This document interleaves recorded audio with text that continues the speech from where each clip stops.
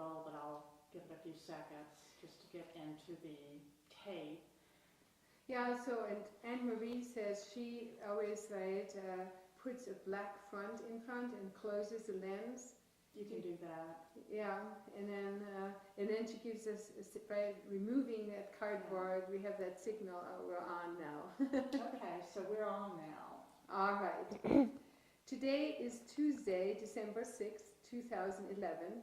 My name is Ulla Merz, and I'm here to interview Sue and Mark Parsons, who have been involved in the Boulder County Farmers Market from its inception on 13th Street as farmers, board members, and staff. This interview is being recorded for the Maria Rogers Oral History Program as part of the collection recording the history of the Boulder County Farmers Market. I have with me Felicia Furman, who is filming the interview. Welcome, Sue, and welcome, Mark. I'm so glad you could come here and participate in this interview. I will begin by asking you to give a short biographical sketch where and when you were born. So why don't you start, Mark? Okay, I was born in Bakersfield, California in April of 1951. And more of my life, my whole life story. Well, let's see, I grew up in Bakersfield, California. How much more would you like? And then, Sue, when and where were you born? I was born in Palo Alto, California in 1952. Oh, right, so both from California. So where did you meet then? We met in college. We both went to UC Davis. I went there all 4 years, and Mark went there 2 years. So I'd been there a year, and then he came as a transfer in, and we lived in the same dorm. Oh, right. So that's how. And he came down to my floor all the time because it was an all-girls floor. I see. Seemed logical. So then what brought you to Boulder or to Colorado? I don't know which one. Essentially, Sue was an electrical engineering major at Davis, which is near Sacramento, California, and she had a job offer with IBM right out of college, the IBM plant here in Boulder, and so. Oh, right, on the diagonal here. Yeah. So while I was working and waiting for her to graduate, and we got married, and then jumped in our car and drove to Boulder, Colorado, and started our lives there. And so that's how we got to Colorado. That was 1974. Oh, that was right at the beginning of this lab, IBM They'd been there for a while, but that was a big growth period where they started a new division there. Yeah, it started in 1965, I think is when they announced and really started building stuff there in 74. in the late 60s, yeah. But so what did you do at IBM, if I may ask? I did electrical engineering, designing copiers and computer parts, and then I was a manager of engineering departments. And then Mark ended up working there too. We used to carpool together, and he'd drop me off and he'd come down to a job in Boulder, and then they offered him a job at IBM, so he ended up working there too. So that's what we were doing when we started the farmers market. We were both working full-time at IBM. So how did you get then into farming, or what, right, your farming interest? I mean, are you an electrical engineer as well, Mark? Actually, my degree is in sort of a general agriculture, environmental sciences and all that, and so I did some regulatory work for some regulatory agencies in the environmental field, and then I ended up doing environmental regulatory work at IBM and became an environmental engineer and a manager there our last couple of years. So, to answer your question, we both had sort of some farming stuff in our genetic background, but it skipped a generation when our folks all ended up in California, and I think Sue, it really locked into her when we first lived in Longmont. We had a nice little house in Longmont, and we had a garden, and we thought, oh, it'd be kind of fun to live out in the country, so we bought some property near Berthoud, where we live now, and started gardening and farming, and pretty soon our garden went berserk, as I like to say, because Sue just wanted to grow more and more things, and we ran across the farmers market in Fort Collins, and before the Boulder one even started, the 13th Street one anyway, and got involved with the farmers market up there, and really just enjoyed doing it. While we were working full time, we had this garden that just got bigger and bigger, and that's how we ended up doing. So when was that, Fort Collins market? When did you? We did that in '86 would have been. I think whatever the year, I don't remember what the year that Boulder started, but it was the year before Boulder started. We'd only been doing it 1 year when John McKenzie came up and asked us if we'd like to sell down in Boulder. Oh, all right. So your involvement started with John McKenzie. Yeah, John, there weren't very many farmers markets in Colorado or anywhere at that time, and this John McKenzie guy came up from Boulder and visited with he was going around to farmers markets and asking people if they were interested. He was trying to start a market in Boulder, and he was going to have a meeting, and so we all came down to this meeting at the city hall, city chambers, whatever it is, the city council chambers in Boulder one evening, and he sort of gave us his vision, and a lot of us said, that sounds pretty cool, we'll try it. And so when the market started the next year, we started coming to it. All right, so let me just back up a little bit to talk about what you grow, and then we talk some more about it at the beginning. So what did you grow when you started? Strawberries were a big crop, I think, and I think we've always done tomatoes, and just tried a little bit of everything. We didn't really know what we were doing, and it was we just thought we tried everything to see what would grow, and didn't take us long to figure out that strawberries were too labor intensive to do much of, because a lot of bending to pick them. But I think then we went into tomatoes big time. Oh, okay. Yeah, we've grown lots of different things, and that's it. The focus was vegetables the first few years, and then in the last 26 years or so that we've been doing this, we've grown lots and lots of different things, depending on what people wanted and what the market seemed to want and what the trends were. And so we had a lot of fun kind of. Oh, all right. So how many acres do you say you farm, or what's the size of the? We actually own 15 acres, and at our maximum, we were really gone berserk with market gardening, the stuff that we would grow for farmers markets. We probably did 2 acres of that, maybe. All right. And the rest we have in wheat, or we grow hay, or we grew trees, and we had our houses there, of course. And so but the market garden, the garden that we would operate to sell from, was usually a couple acres at the most. And it's just the 2 of you? Yes. Did that? Wow. Yes. Yeah. And you did that in addition to your regular job?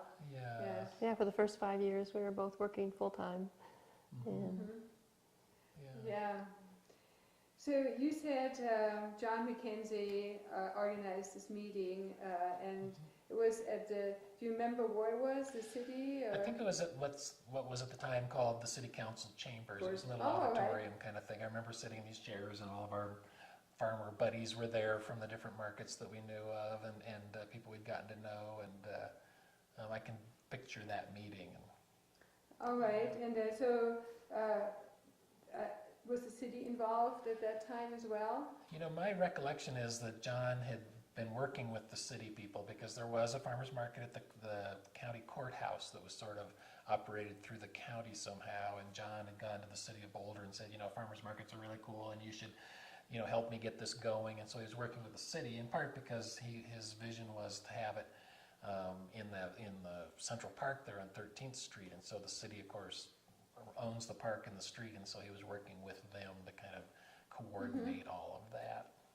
So were you involved in any of these organizational meetings prior to the market starting? I don't think for the Boulder market we weren't. We'd done some organizational work up with the Fort Collins market just to help it operate, because most markets are pretty much, at that time, they were just everybody that wants to work at the market has to help run it, so we were doing that. But I think we just showed up at this market to sell. I think there were just a couple of meetings we went to kind of figure out how it was going to run a little bit, and then we weren't sure whether we wanted to do 2 farmers markets, so I think we were just temporary members actually the first year. Yeah, we said we'd give it a try. We were happy at that. Oh, and were they both at the same days or different days? Different days. Oh, so that was, so that, right. Fort Collins was Wednesday. There was a Saturday market in Fort Collins run by the Extension Service, but it came much later in the summer. And so it was, and we were growing things for, I think at that time, we had a couple restaurants in the area, and like most small growers, we were, selling stuff all over. And so we had to consider this market in kind of our mix of what we wanted to do, and if we wanted to grow our business and what we wanted to do. So that was kind of fun. So do you remember whether the university was involved in the initial stages, or? I don't think so, do you? I don't remember that. I remember there was a gentleman that was on leave from IBM that was helping. His name was Trig Noyes. We knew him from IBM. And he took a leave of absence and helped start the farmers That's right, market. yeah. Oh, so IBM contributed. Yeah, they had a great program where you could take a leave of absence and do community service work, or if you had a project, you could do that. And we actually did that a couple years later. We took a leave to see if we liked not working, and did community work and everything. And so IBM was really supportive. I think Trig Noyes, I'd forgotten about him, that he helped John with some organizational things. Oh, okay.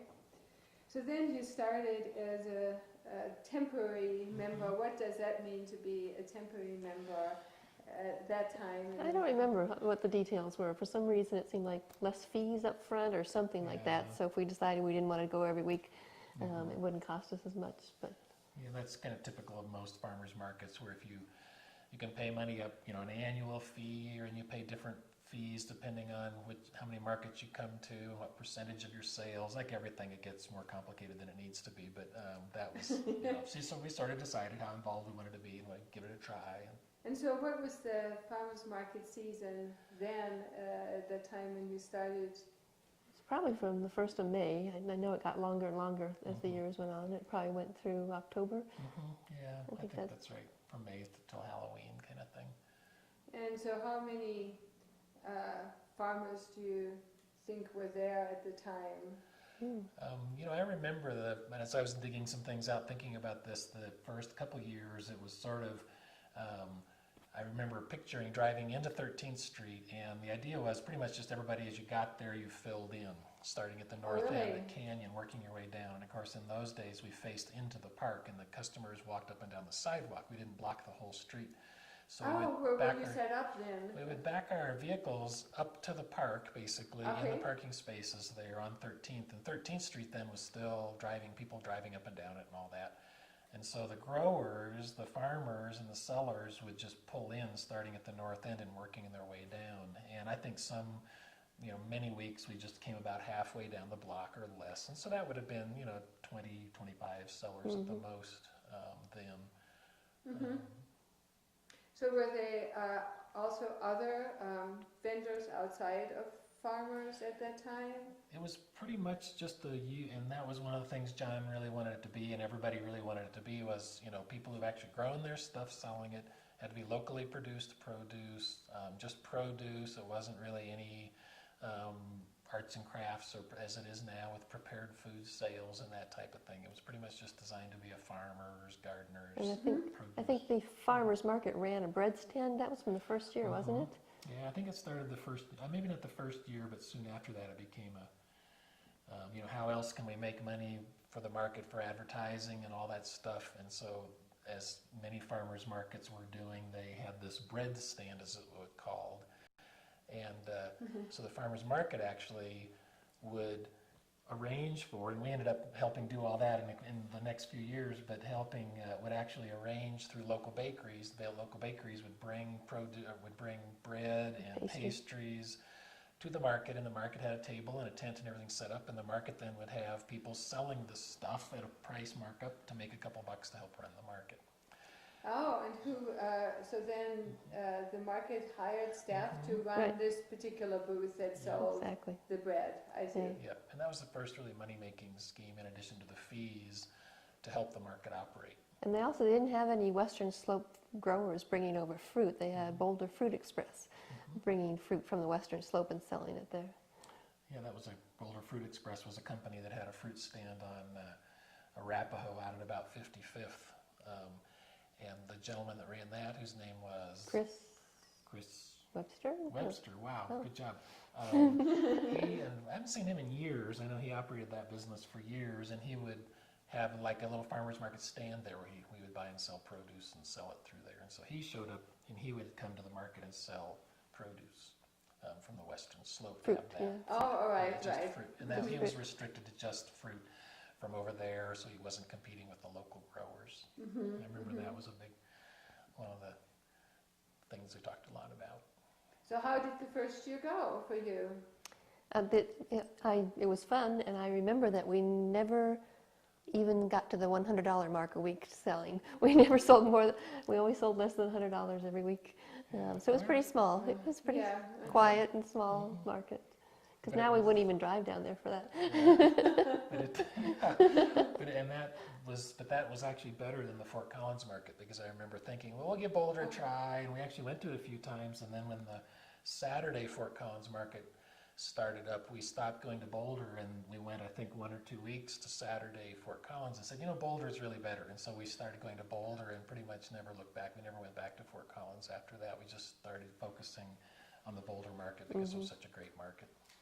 All right. So, do you remember where the customers came from at that time, or who the customers were? We actually did surveys. We did customer surveys. A lot was a big question for a lot of the early years of the market was, who are our customers? Where are they from? And I remember doing surveys and helping to coordinate that, where we had volunteers. We maybe even have hired some college students or something to interview customers. Where are you from? How far did you walk? Did you drive? Did you ride your bike?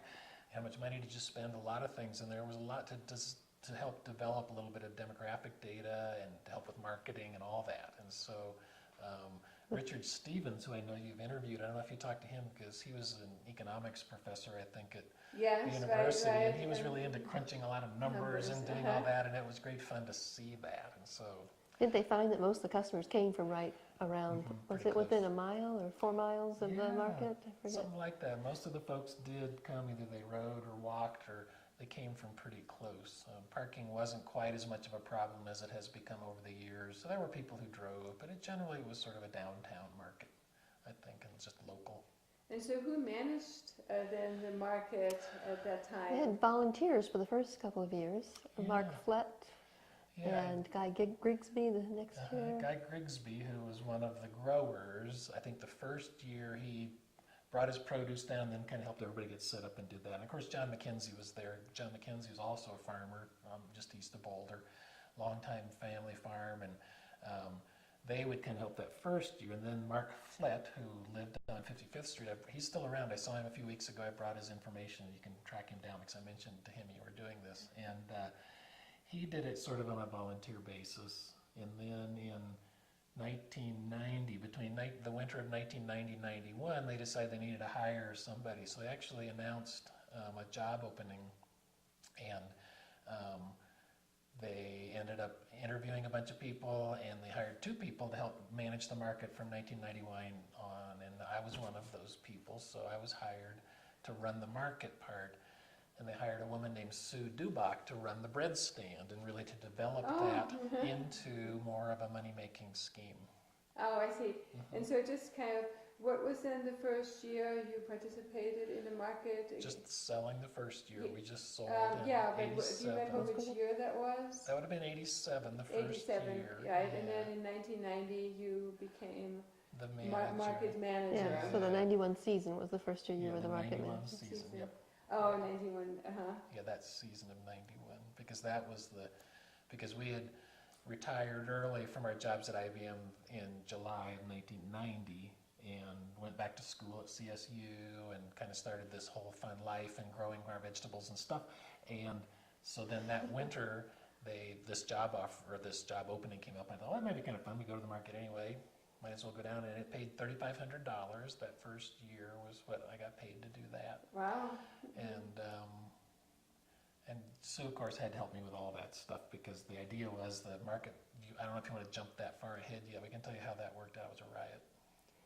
Actually, that reminds me, the market used to be more of a co-op. People were expected to do tasks. You were expected to help set up the signs around the market, and I can't remember what else tasks all we kinds had. of stuff. It was hilarious. Yeah, you could be one of the early years because it was a cooperative market, as Sue said, just where the owners of the market, the farmers, had to help run it because there was really no money to hire people or anything. And that was part of the idea. All the farmers would keep our fees low and all that, so don't hire a bunch of people. And so you could, I think in the early years, I know when I ran it too, there were 2 different kinds of membership. There were participating members and non-participating. And so did you get a break then when you were You did, if you participated, Right. if you agreed to do work. And so we actually had all kinds of jobs, from setting up the signs to emptying the trash to doing these interviews, that was one of the jobs. There were a whole... Keeping customer counts, I think. Yeah, we had people counting customers coming in from the different... clickers, Yeah. The clickers for all this crazy number crunching that was going on.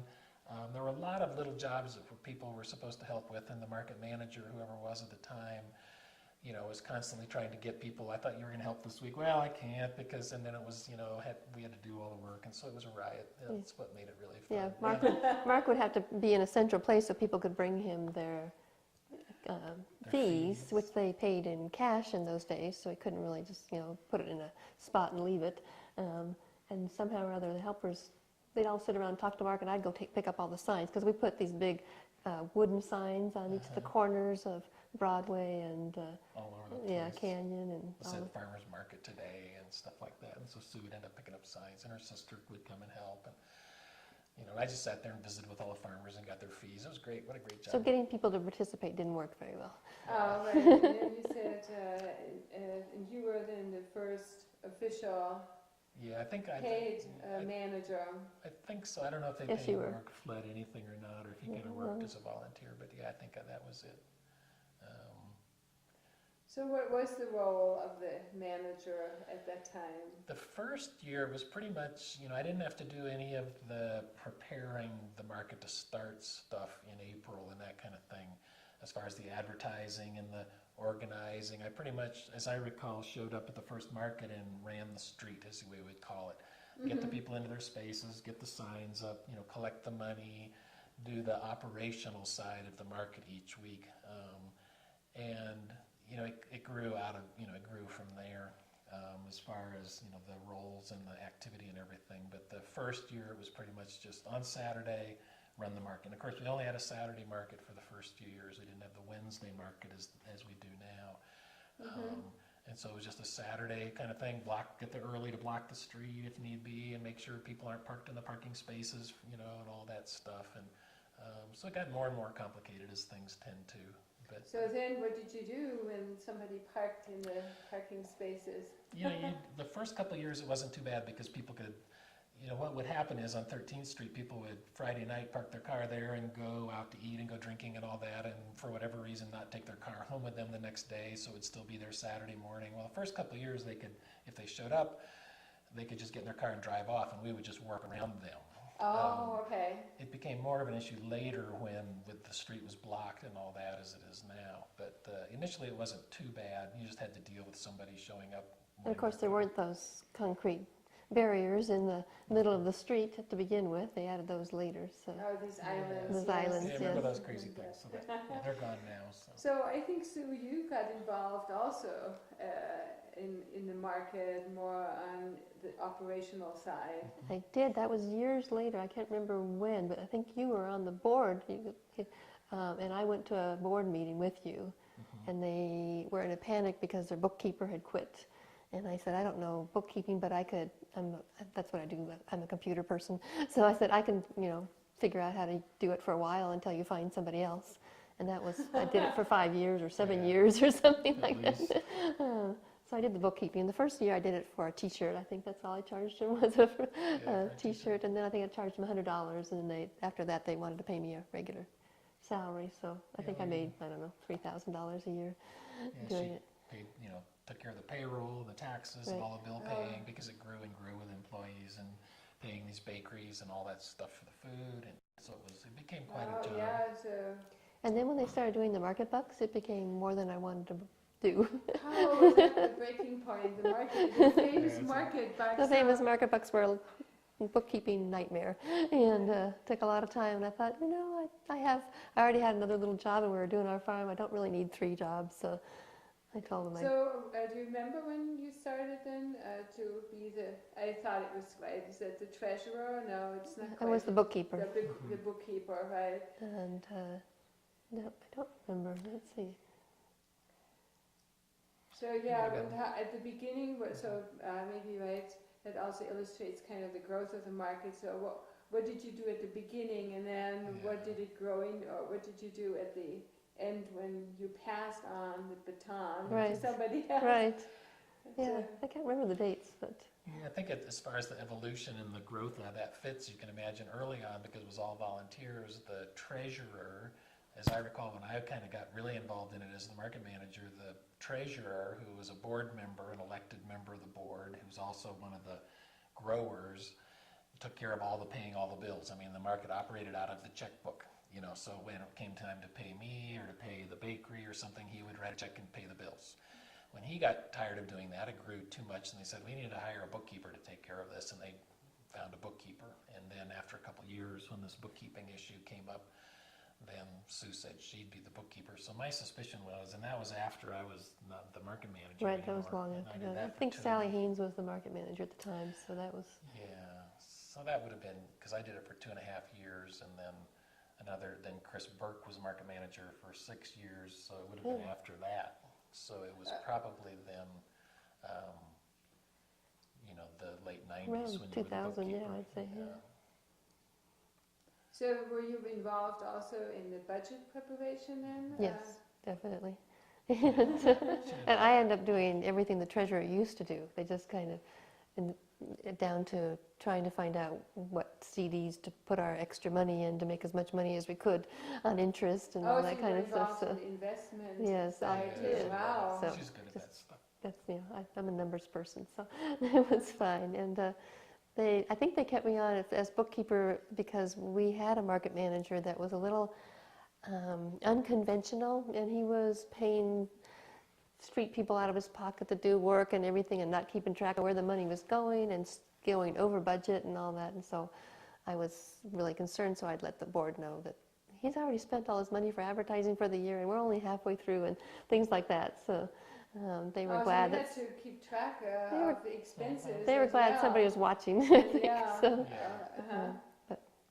but I really didn't know bookkeeping, and I just kind of kept doing things the way the old bookkeeper did. And so I think there were probably some things that they were glad they found an official bookkeeper to take over after I left. So yeah, and you mentioned the market bucks. Maybe we want to. I don't know all the history of the market bucks. So what was it to start with, or how did it start? The market bucks. Well, because we can't take credit cards on the street, most people didn't have electricity. Mark Mena had this idea that he got with the First National Bank where our account was, and they said they would pay to have printed up these market bucks, and they would provide the equipment to accept credit cards on the street. And we thought that would be great, because then, if people come and they don't have enough money, they can go get more money to spend at the market. And never imagined that it would become as big as it was. Just the number of market bucks they were selling was ridiculous. And I think people were, even our regular customers, were coming down and buying market bucks because there wasn't a fee attached to buying them, so they could get whatever rewards they got on their credit card by buying market bucks. Oh, right. So it's the market absorbs the fees, or is it the bank that? The market absorbs the fees. Fees. It was quite a bit, but it seemed to be offset by the number of market bucks that never got turned in. People would take them and put them in their jeans and wash them in the washer or something. I see. And so it seemed to come out pretty even. And so where do they sell the market bucks at the market? They have an information stand there where they sell the T-shirts, and then they sell the market bucks. And that's nice, because having that all set up, then they could also start doing it to accept food stamps there, because people have the food stamp credit cards now, and so they could get food stamps to. Oh, so they are now plastic as well, Right. not paper. Which most of us can't take, so they would swipe their card at the information stand there, and they would get food stamp coupons to spend at the farmers market. So that was nice. So what kind of food stamps actually do you know which ones the market accepts? I think the market bucks and the food stamps and all that that's another one of those that grew out of a simple idea that got out of control, I guess. I remember, typical for farmers markets, there would be in the wintertime a convention of farmers markets somewhere in the country or regionally or whatever, and so that's when all kinds of farmers market people get together and talk about what they're doing. And some of our people would go to those meetings. I remember going to a few of them, and one of our board members, John Ellis, who's still with the market, came back from a meeting saying, hey, there's a farmers market somewhere doing coupons that they sell, and they sell them, or they actually work with the county social services agency through the WIC program, the Women and Infant Care program that was really big in those days. I think it's changed its name now, but there were coupon programs like that, and it was designed to help in the community as well as get other customers to come to the market. And so the concept of having coupons available, or working with programs to get people to use coupons, kind of grew, I think, out of that. Yeah, that was the first one, that's true. Because there were also people would ask if they could get gift certificates, or people would ask if, Oh, really? what do I do about credit cards? And so I think all these ideas sort of started to grow. And Mark Mena, who was a market manager several years later, in the late 90s, mid 90s, early 2000s, for a couple of years, he worked with the bank and really got the Market Bucks program going. But there were the official federal food coupons that had certain restrictions, and once it became legal for farmers markets to accept those, we all had to be told you can take this, the WIC, federal food coupons for certain products, the WIC coupons that were done through Boulder County Women and Infant Care program, those were another coupon that were available. There's still 2 or 3 others that are kind of floating around. Like the Market Bucks, it was sort of like, sure, if that's something that people are doing, and as Sue said, we didn't think it would become a big deal, but I think we, now, not a majority, but I don't know what percentage of our sales are with Market Bucks as opposed to cash. It's probably 25% or so. Well, we pay all of our fees with the Market Bucks. We never have to write a check to the market, and then we just have them write us one check at the end. So that was a really big check. So we get a lot of Market Bucks. So we turn the Market Bucks in every week, because at the end of the market, you're required to fill out an envelope or fill out a little package that says how much you sold and what your fees would be and all that. And for us, we just stuff all the Market Bucks in there, and then they have a staff person who keeps track of all that. So at the end of the year, we can be paid for that and credited for our fees and sales tax and everything. So now, you said you were actually a market manager first, and then you mentioned you were also actually on the board. Yeah, I started out as the street manager guy, and the next year they hired me to kind of be a higher level job, gave it a fancier name. I think I went from $3,500 a year to $6,000 a year to be the executive director, or some fancy name. That's worth another 25% of your money, I guess, instead of money. They give you a fancy title, but I think, so then I had more advertising and kind of year round, setting up the market, communicating, running the annual meetings, stuff like that. And the bread person then reported to me, so I was responsible for controlling that a little bit too. Oh, so they still had that bread stand at that time. They did, yeah. We kept that going. In fact, Sue ended up really running the bread stand, ordering all the bread from the bakeries, getting that there and everything, and dealing with all that. I think that was your first year there. Was it? Yeah, I don't think they hired Sue the first year. I think it was just you the first year, and I did all the bread ordering. I think that came later. You did. Anyway, that kind of evolved, because I remember they split up that job when they hired both Sue and I the first year. I remember that. So I don't know how I got into ordering pastries and ended up watching the weather and trying to figure out if it's going to be a nice day and how much you should order, because we were paying for all of them. And if it was bad weather, whatever we was had to eat bought. all those pastries if nobody bought them. I got so fat. Yeah, sure. So we would end up with all that. Yeah, that was kind of a ride. And of course, at the end of the market, then we had that. One of the requirements was that I would take all the farmers' fees that had paid, and Sue would take all the bread money, and we had to make a bank deposit right away. And so we'd be really pooped out, and we'd be sitting in the bank parking lot in the afternoon counting all this silly money. Oh, wow. And then if it had rained, the money was all wet, and we finally convinced the treasurer that, can't we just take this home and figure this out and spread the money out on the table and dry it and then deposit Monday morning? And he finally said that'd be okay. and because people paid in cash, they wanted to get rid of all their $1 bills. Yes, So they'd pay their fee in $1 bills.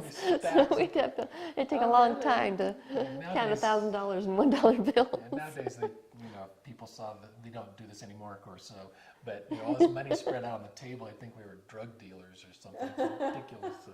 But it's much simpler and straightforward now. So, but at the time, I'd forgotten about that. That was just hilarious.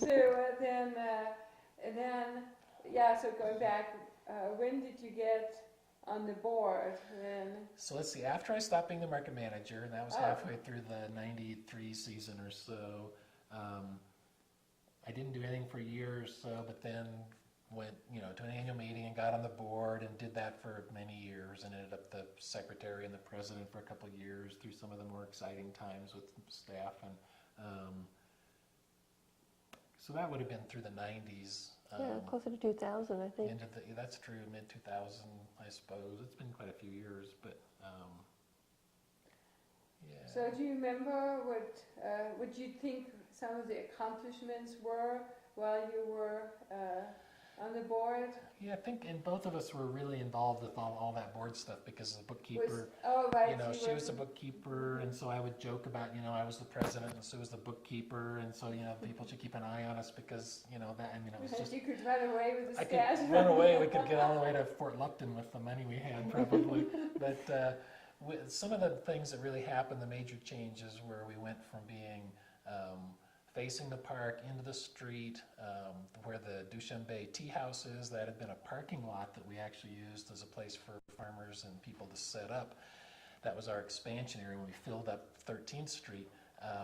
We had a lot of pressure. People wanted to sell arts and crafts and things down there. So how we keep it a farmer's market, we would put on craft fairs. And so we were operating craft fairs, which they still do periodically to sort of deal with all the folks that wanted to bring in non-produce. The tea house was going to be built, so we lost the parking lot, and there was all that construction to deal with for a couple of years, how we deal with that. There was constant talk about negotiating and working with the city and how much support we're getting, and we can't use the park and the parking, and they put those islands in the middle, and that was a big wrestling match with that. And so there was a lot of talk about maybe we should just move the market off 13th Street, find a more compatible home, a place where that was there's more support. Considered. And it was been talked about for years, and I suspect it's still talked about sometimes.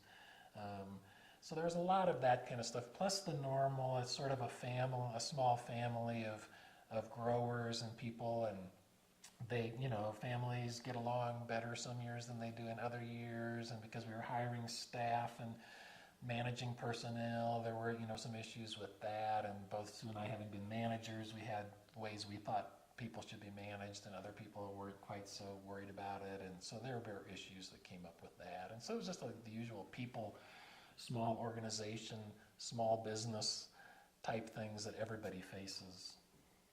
So I think what we'll do is take a quick break for Sounds Felicia good. to put another tape in, and then we'll continue with some more Sounds questions. great.